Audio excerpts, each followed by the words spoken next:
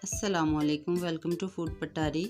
आज पकेगा आलू गोभी का सालन, वो भी झटपट तरीके से।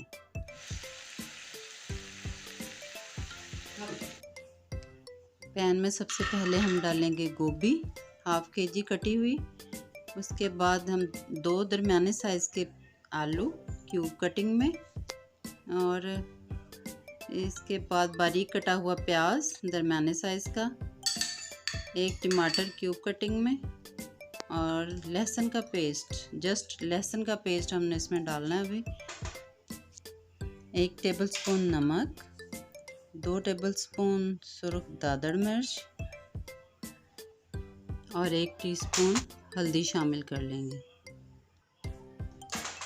तकरीबन 1 कप घी इसमें जाएगा।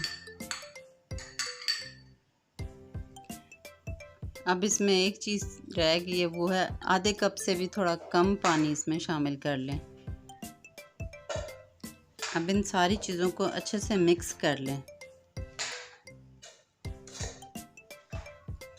मिक्स करने के बाद इसे ढककर चूल्हे पर रख दें, और पहले 3 मिनट आपने आंच थोड़ी तेज़ रखनी है, यानी मीडियम रख लें, और उसके बाद इसे आपने 10 मिनट के लिए दम वाली आंच पे रख देना है।